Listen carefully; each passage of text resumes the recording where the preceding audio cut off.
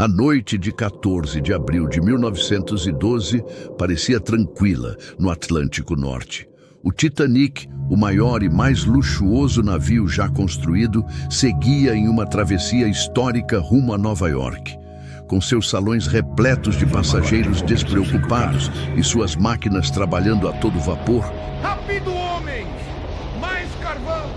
ninguém a bordo poderia imaginar o que estava prestes a acontecer. Apenas o vento frio cortava o silêncio da noite, enquanto os vigias permaneciam atentos nas alturas do mastro principal. No entanto, uma ameaça invisível espreitava nas águas geladas. Um gigantesco iceberg que mudaria para sempre a história daquela embarcação. Embarque nessa viagem fascinante pela história. Hoje, reviveremos as últimas horas do Titanic antes de seu encontro fatídico com o iceberg. Uma noite que começou com céu estrelado, mares tranquilos e a promessa de uma travessia grandiosa, mas que terminaria em uma das maiores tragédias marítimas de todos os tempos. Seja bem-vindos ao canal Documentário Terrestre.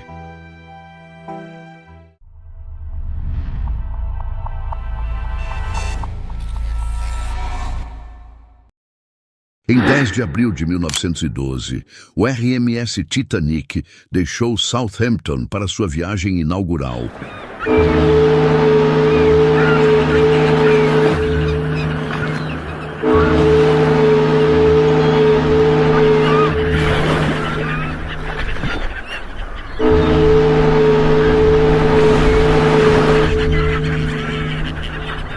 Muito cuidado! Com uma tripulação recém-contratada e passageiros ansiosos pela jornada.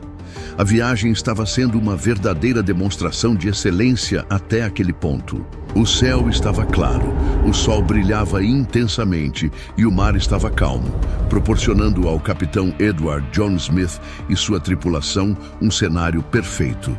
Desde que partiu de Queenstown, na Irlanda do Sul, o Titanic estava navegando sem problemas, avançando a cada dia. E os passageiros estavam empolgados com a perspectiva de uma chegada triunfante em Nova York.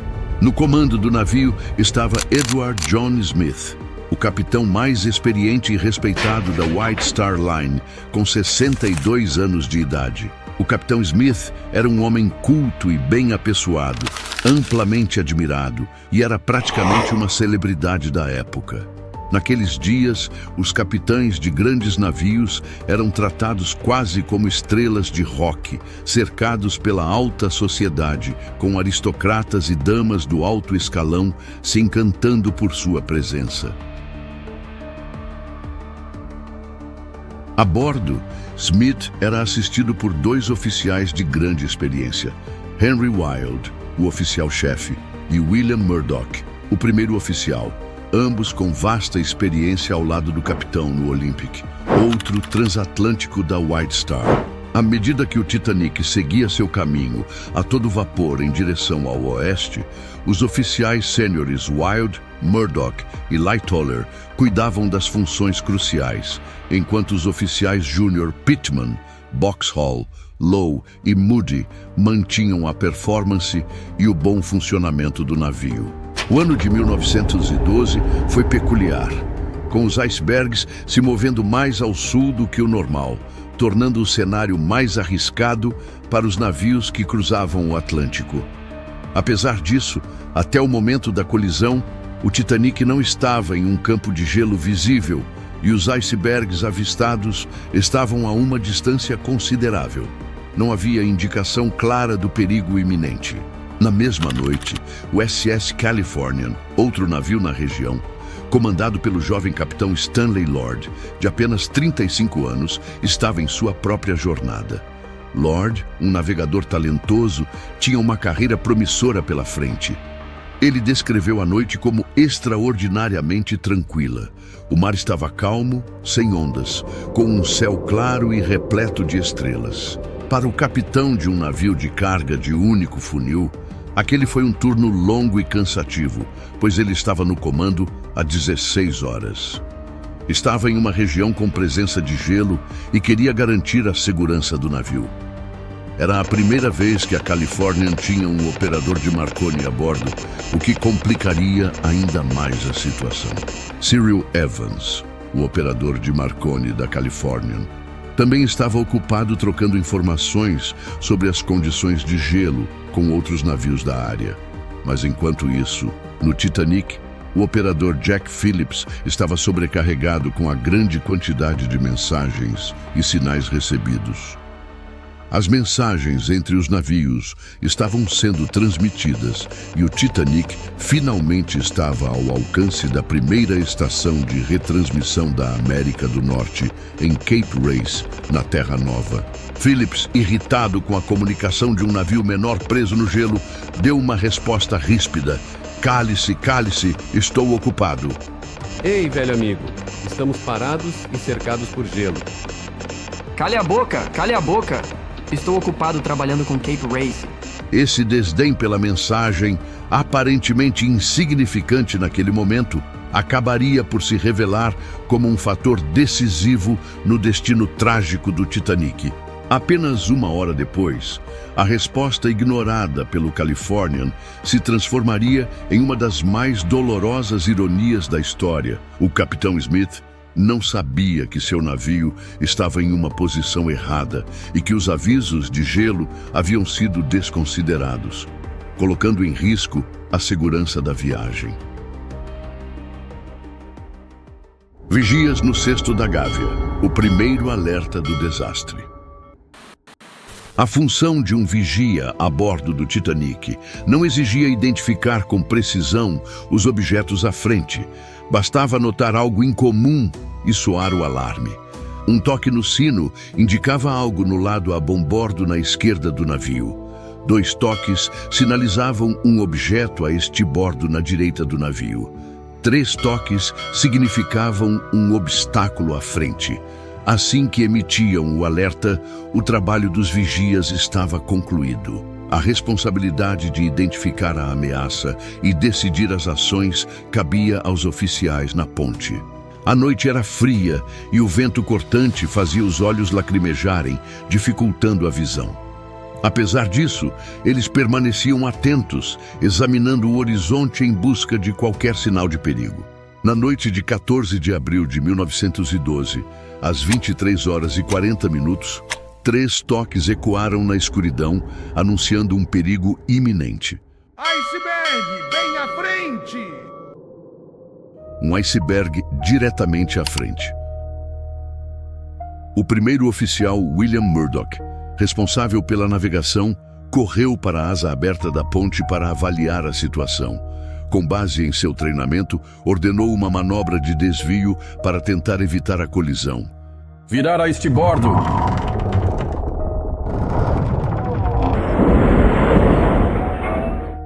No entanto, faltava tempo. Apenas 30 segundos depois, o Titanic chocou-se contra o imenso bloco de gelo, selando seu destino.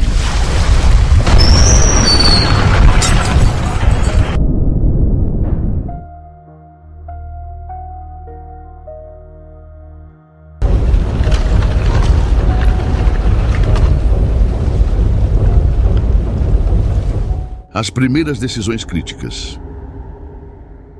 Com o impacto, o capitão Edward Smith foi chamado à ponte. Ele precisava de 2 informações essenciais: a localização exata do navio e a extensão dos danos. O Titanic possuía 16 compartimentos estanques, separados por anteparas, paredes vedadas que impediam o avanço da água. No entanto, havia falhas cruciais no projeto. As anteparas não iam até o convés principal A, paravam no convés E. A água, ao encher um compartimento, transbordava para o seguinte, como efeito cascata. O primeiro compartimento atingido foi o porão de carga. Depois, a água invadiu a casa das caldeiras número 6 e número 5. Isso fez a proa afundar lentamente e aumentar o ângulo do casco, acelerando o alagamento. O Titanic possuía um casco duplo no fundo, mas não nas laterais. O iceberg abriu pequenos rasgos e fez rebites saltarem em pelo menos 5 compartimentos estanques, indo desde o porão da sala de correio até a casa das caldeiras no 6. O dano não foi um corte longo, mas sim uma sequência de perfurações e deslocamento de placas de aço rebitadas. O projeto previa que o navio pudesse flutuar com até 4 compartimentos alagados, mas 5 foram comprometidos. Isso foi fatal. Infelizmente, os cálculos iniciais foram imprecisos e os erros custariam muitas vidas. A posição do Titanic era determinada por observação celeste, método que dependia da análise da posição das estrelas ou do Sol. Se a última medição precisa tivesse sido feita na noite anterior, qualquer cálculo posterior seria apenas uma estimativa, levando em conta velocidade, correntes marítimas e mudanças de rota. O encarregado de calcular a posição do Titanic para o pedido de socorro foi o 4º oficial Joseph Boxhall. Ele fez um cálculo aproximado com base na navegação estimada Dead Reckoning, considerando o último ponto conhecido do navio, a velocidade, direção e correnteza. No entanto, ao revisar os números, os oficiais perceberam que havia um erro. A primeira posição enviada foi corrigida e substituída minutos depois. Enquanto isso, a embarcação continuava avançando, movendo-se para o oeste por mais 10 minutos após a colisão. Esse deslocamento fez com que mais água entrasse pelo casco danificado, acelerando o naufrágio.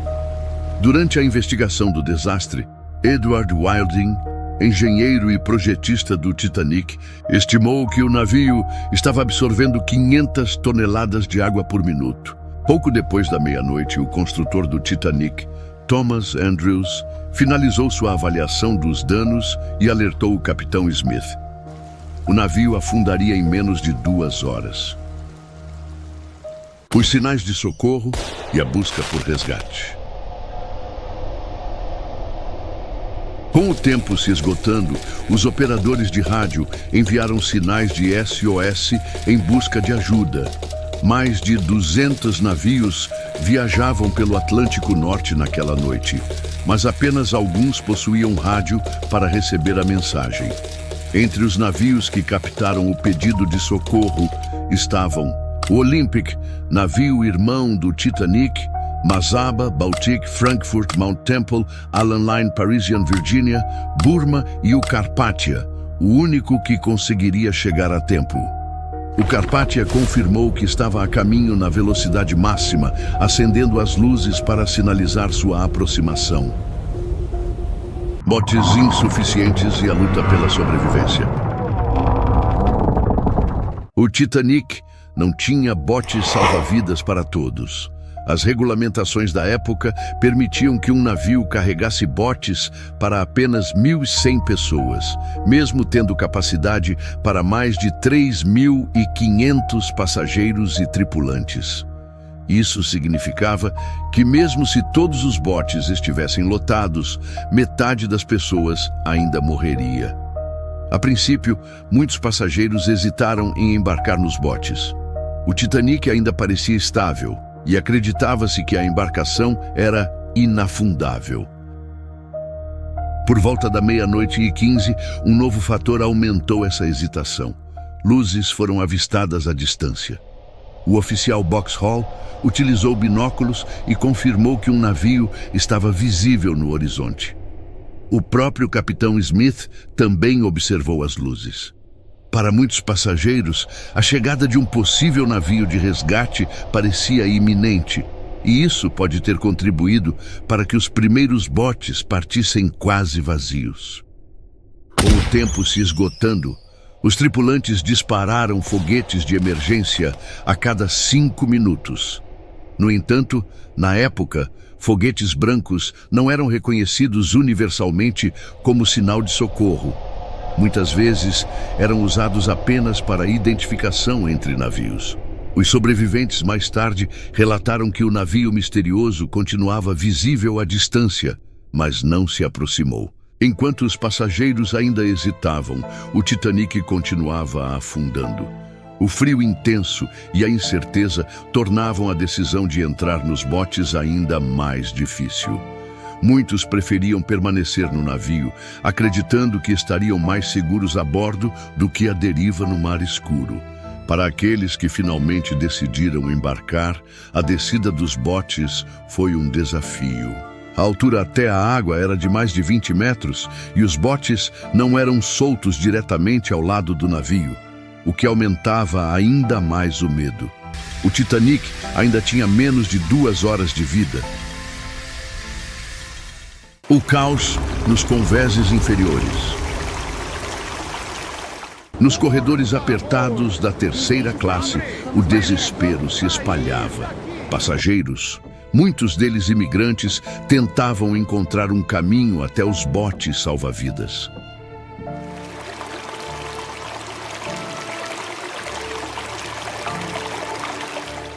Mas quando finalmente chegavam ao deck superior, percebiam a dura realidade.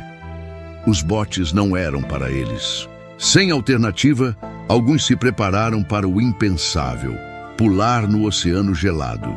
No entanto, um defeito nos coletes salva-vidas se tornaria uma armadilha mortal. Ao saltar, as placas de cortiça subiam até o queixo, podendo quebrar o pescoço do usuário. Os que conseguiam cair na água enfrentavam um destino igualmente cruel. 1 hora de espera até o inevitável choque térmico e a morte. Um dos atos mais heróicos a bordo do Titanic foi o sacrifício da equipe da Casa de Máquinas e dos engenheiros. Mesmo com o navio condenado, eles permaneceram em seus postos, lutando para manter a energia funcionando. Enquanto a água invadia os compartimentos inferiores, esses homens sabiam que cada segundo que conseguissem manter as luzes acesas e os rádios operando poderia significar mais vidas salvas. A última melodia, a coragem da banda do Titanic. Entre as muitas histórias de coragem do Titanic, uma das mais emocionantes é a da banda do navio. Liderados pelo violinista Wallace Hartley, os músicos tocaram até os últimos momentos, mesmo sabendo que não havia escapatória para eles. Enquanto o caos tomava conta do convés e os passageiros lutavam por um lugar nos botes salva-vidas, a banda permaneceu firme, tocando músicas para acalmar a multidão. Suas melodias ajudaram a trazer um pouco de ordem e serenidade em meio ao desespero. Sobreviventes indicam que a última música tocada foi Nearer, My God, to Thee, um hino que simbolizava resignação e fé diante da tragédia iminente. Os últimos momentos do Titanic. Nos grandes salões, cadeiras de mogno boiavam como folhas ao vento. As mesas antes imponentes agora tombavam com estalos abafados. Os lustres de cristal balançavam, suas luzes piscando enquanto o gerador ainda lutava para manter o navio iluminado. O piano, aquele mesmo que tantas vezes preencheu o ambiente com melodias vibrantes, agora via suas teclas desaparecerem uma a uma, afogadas pelo silêncio.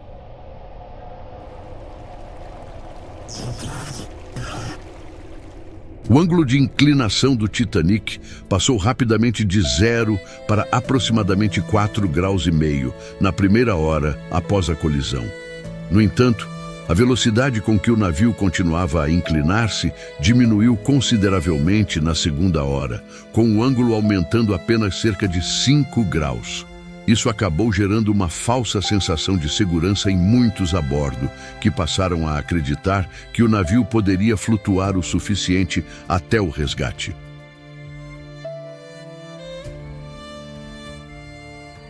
Essa foi uma das últimas mensagens de socorro enviadas pelo operador de rádio do Titanic, Jack Phillips, por volta de 1h40, direcionada ao navio russo SS Birma.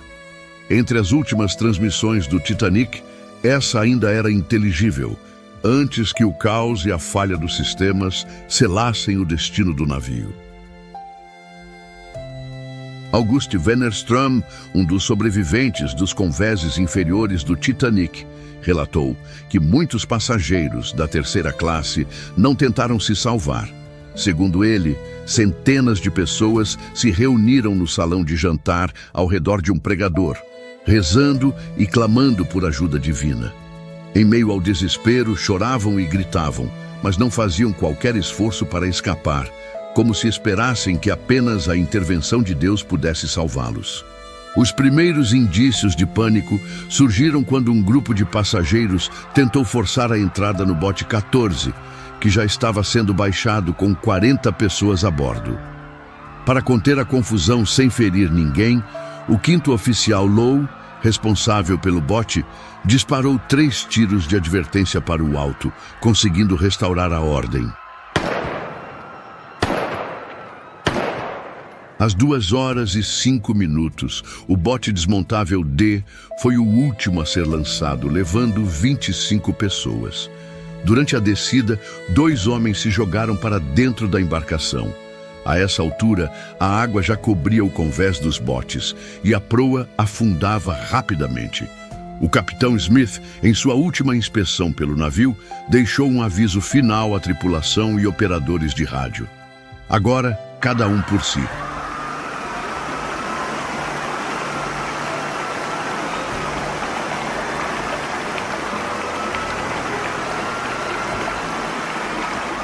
Os que ainda permaneciam a bordo do Titanic sentiram a estrutura do navio estremecer sob uma pressão extrema.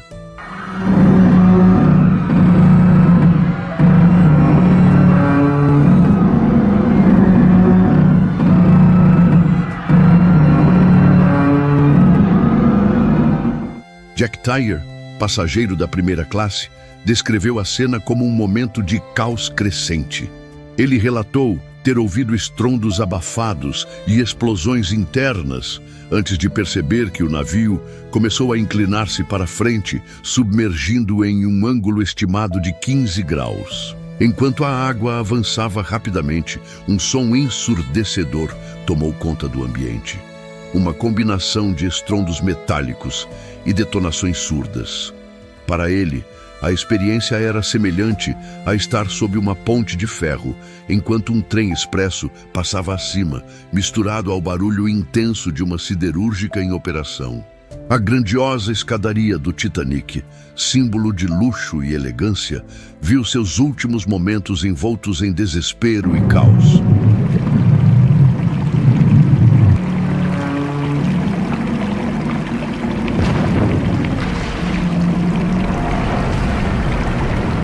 No meio do caos absoluto, a primeira chaminé do Titanic, imensa e imponente, começou a ceder. Enquanto o navio afundava cada vez mais pela proa, os cabos de sustentação se esticavam ao limite, rangendo sob a pressão crescente. O rugido das caldeiras inundadas e os gritos dos sobreviventes no mar misturavam-se ao barulho ensurdecedor do aço se retorcendo.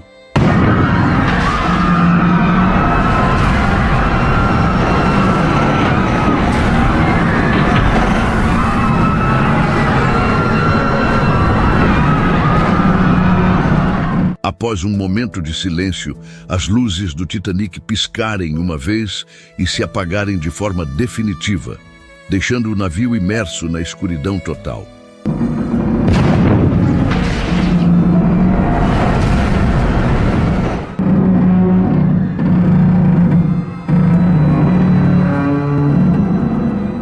Jack Tyler recordou a visão de centenas de pessoas, agrupadas em pequenos conjuntos ou em solidão, como se fossem abelhas em um enxame. Esses grupos caíam em queda livre após a ruptura do navio, que subia vertiginosamente para o céu com uma altura impressionante de cerca de 75 metros.